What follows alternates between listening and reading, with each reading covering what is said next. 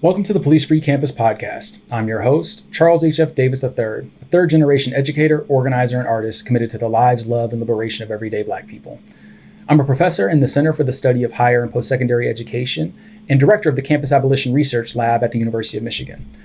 My teaching and research broadly examine questions about the racialized consequences of higher education on society, which includes issues of policing and the role colleges and universities play in the precarity of Black life-making on and away from campus.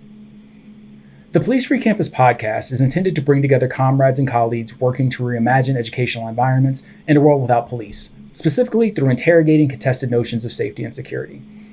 Building on the work initiated by the Scholars for Black Lives Collective, which introduced the Police Free Campus hashtag and divestment campaign in the summer of 2020 to demand schools, colleges, and universities discontinue their employment of campus police, this podcast exists within a constellation and along a continuum of abolitionist study and struggle for a police-free world.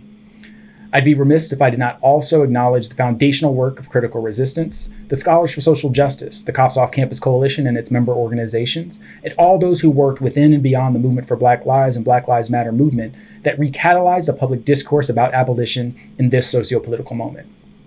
Of course, I must not also forget the many Black and Indigenous ancestors who, as first free and subsequently enslaved peoples, demonstrated the moral imperative and means by which to abolish a society that could produce the institution of slavery and its many afterlives through policing and the prison industrial complex. We are also thankful to the National Center for Institutional Diversity and the Anti-Racism Collaborative Research and Community Impact Fellowship for their generous support that made our production possible. Each of our episodes this season attempts to confront common myths about the institution of policing, both in college and university environments, as well as the nearby communities within which institutions of higher education are located. For instance, in episode 2, I'm joined by historians Eddie Cole and David Helps, whose work examines the racial and social histories of American colleges and universities and municipal policing, respectively.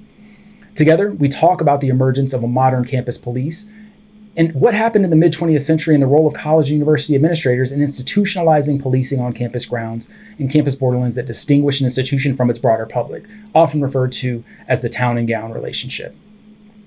In episode 3, Professors DeVarian Baldwin and Lee Patel discuss the ways the historical and present-day manifestations of settler colonialism are evidenced in the ongoing acquisition of land made into property by colleges and universities through urban renewal and expansion projects, all of which create the conditions for political disenfranchisement, increased poverty, and food and housing insecurity for communities that are then criminalized through the deployment of campus police and surveillance personnel.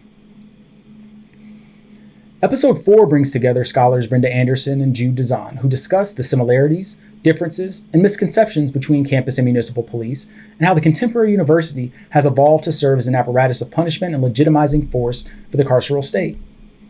Jarrell Skinner-Roy and Taylor Lewis, both researchers who study conceptualizations of safety among marginalized and minoritized students, join us in episode 5 to discuss the limitations and consequences of policing as a campus safety strategy.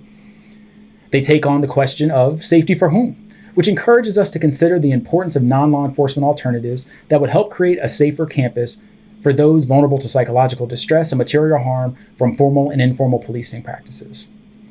In episode 6, Jessica Harris and Kamara B. Porter, two scholars who investigate issues of campus sexual violence, discuss the complexities of gender-based harm and accountability.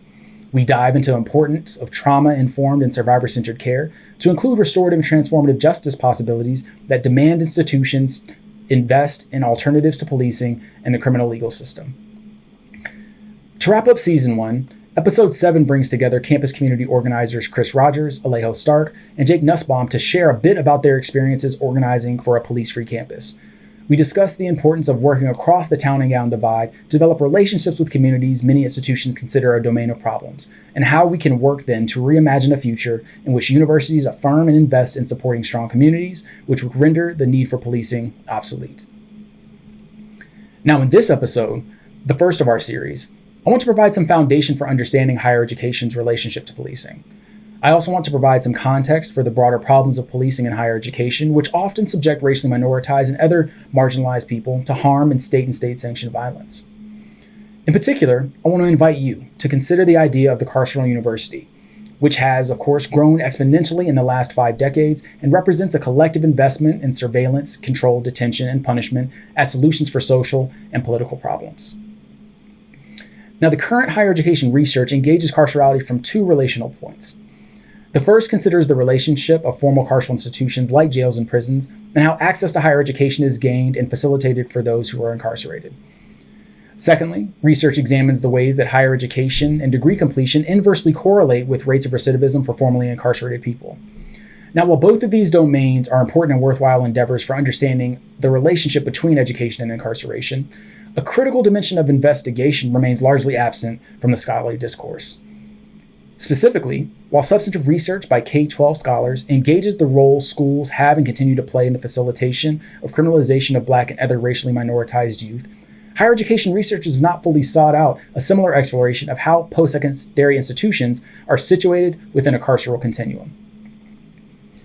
Building on the work of Michel Foucault and Carla Shedd, I use carceral continuum to broadly refer to the interconnected pathways within and between systems and structures of judicial punishment, detainment and detention, and other related forms of institutional discipline and state surveillance. With a particular focus on higher education, I argue that colleges and universities' over-reliance on campus police and their deputies as arbiters of public safety expands the carceral continuum through mechanisms of racialization that disproportionately affect racially minoritized people on campus and beyond. This brings me to the carceral university, an institution of the carceral state.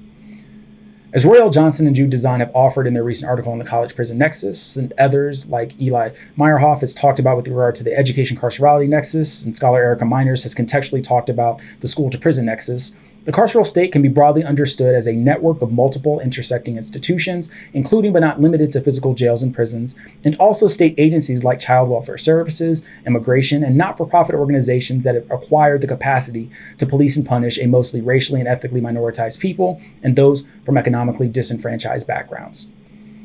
This includes colleges and universities, who now employ campus police departments at the dispensation of the state, with the full powers to patrol, police, and punish. When considering the specificity of campus carcerality, we must be drawn to consider the ways higher education is both an apparatus and extension of the carceral state. Let us consider the ways the university itself facilitates surveillance and punishment, as well as its support of the prison industrial complex vis-a-vis its investments, portfolios, and stock holdings. In some instances, it is also what I describe as the university's carceral entanglements with jails and prisons as a source of experimentation on incarcerated people and its ever-growing capacity, as Angela Davis has described, to disappear people rather than social problems through the racial colonial project of policing. Now, the first campus police were hired by Yale University from the New Haven Police Department in 1894 to patrol the campus grounds. For the next 50 years, campus policing primarily served in a custodial capacity as campus watchmen to protect university property. Those employed in this configuration typically did not have formal law enforcement training, nor did they serve in what we understand today as a police capacity. But beginning in the 1930s, campus police began to transform, in which watchmen assumed additional responsibilities, including enforcing campus rules and regulations as pseudo-police officers to monitor and control activity on campus. By the 1950s, colleges and universities saw major growth in student enrollment as well as university expansion, which administrators felt warranted a greater police presence. This included hiring retired municipal police to direct campus security, a relationship that remains in place today across many campus police departments. However, as John Sloan and other historians of campus policing have demonstrated, the rise of the modern campus police department originated during the 1960s and 1970s. A campus unrest during higher education's golden era of protest proliferated. College and university presidents colluded and concurrently developed university police departments. Unlike prior custodial roles, campus police became sworn officers, and their powers expanded greatly to include practices and responsibilities generally reserved for municipal departments and the National Guard. This included the adoption of campus-specific uniforms, carrying symbols and implements of authority to include badges, handcuffs, and weapons, as well as full policing powers to patrol and make arrest. Now let's take a look at policing by the numbers. According to the most recent data from the Bureau of Justice Statistics Campus Law Enforcement Survey, among four-year post-secondary institutions enrolling 2,500 or more students, 95% employ campus police officers. Of those institutions, 75% employ sworn officers who are permitted to carry sidearms, including guns and tasers, and 80% have the power to patrol, and 86% of officers have the power to make arrests in jurisdictions beyond the formal boundaries of campus. Additionally, since 1990, nearly 100 post-secondary institutions have been reported to participate in the Department of Defense's 1033 program, which transfers military-grade weapons to police departments around the country, such as the 19-ton mine-resistant ambush-protected vehicle acquired by The Ohio State University Police in 2013, which is built to withstand ballistic arms fire, minefields, IEDs, and nuclear, biological, and chemical environments. Naturally, the question remains, for what use are military-grade weapons in an educational environment like a college or university campus? Furthermore, let us consider the costs associated with campus policing. The same data reported an average annual budget for campus law enforcement a decade ago at roughly $2.7 million. But that number could be higher by campus or by system, such as the $78 million budget of the University of California Police Department just 2 years prior. By 2019, the UC system budget ballooned nearly 15% to a staggering $148.5 million. This despite the persistent underfunding of the UC Merced and Riverside campuses, widespread food insecurity among UC students, underfunding for campus mental health services, and wage theft in the form of grossly underpaid teaching assistants and adjunct faculty, as evidenced by the recent UC strike this past fall. And at the UC Santa Cruz campus, administrators spent $300,000 a day and $5 million in total to deploy its campus police from other UC campuses, the Santa Cruz PD, the California National Guard, and the California Office of Emergency Services to enforce an order during a wildcat strike of teaching assistants in 2020. The costs have also been human. Lest we forget the roles of campus police in the 2015 shooting death of Samuel DuBose by University of Cincinnati Police and 2018 killing of Jason Washington by Portland State University Police.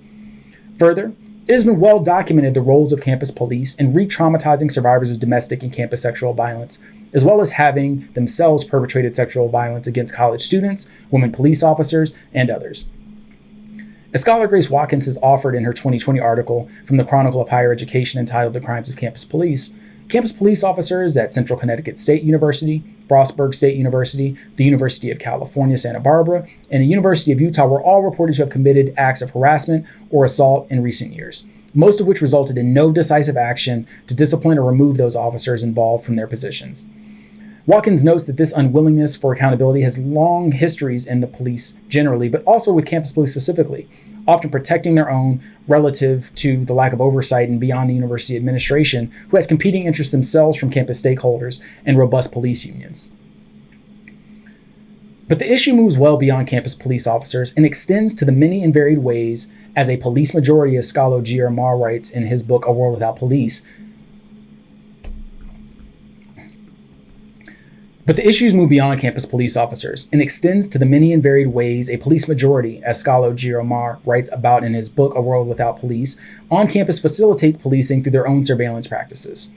Consider the intersections between campus and municipal police with campus security officers, residence hall administrators, and other student affairs professionals, but also college and university faculty, staff, and students, all of which are either required through mandatory reporting or are encouraged to call upon the police. This includes calls to report individuals, often Black students, presumed to be outsiders on campus for falling asleep in student lounges, disagreeing with a professor in class, and even the intentionally false accusation of their being in possession of a weapon, to which armed officers respond to students' homes in tactical gear. Altogether, the aforementioned commentary is but a portion of what motivates the Police Free Campus podcast. We hope that this conversation will facilitate and serve as an invitation to higher education leaders, college and university faculty, staff, and students, and others to consider the possibilities of a police-free future. As we discussed throughout the season, Abolition asks of us to undertake study and struggle in the process of remaking our world over and over and over again. So please join us on this road toward abolition, not simply of policing, but the abolition of a university whose prioritization of profits, productivity, and prestige over people has furthered the conditions that have made policing necessary. While we know higher education as a life-affirming institution will require much more than the absence of police, we believe it is one of the most important places for us to start. Thank you for tuning in to the Police Free Campus podcast. I'd also like to thank the National Center for Institutional Diversity and the Anti-Racism Collaborative's Research Community Impact Fellowship, whose generous support made today's production possible. For more information about the Police Free Campus project, or to find resources about reimagining a world without police, visit our project website at policefreecampus.org. If you're interested to learn more about the work at the Campus Abolition Research Lab, consider joining our mailing list by visiting our website at campusabolition.org or following us on Twitter at Campus Abolition.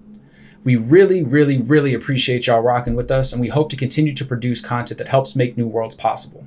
So be sure to tell your friends about us, and don't forget to share, like, and comment wherever you're listening to our podcast. Until next time, study, struggle, and peace.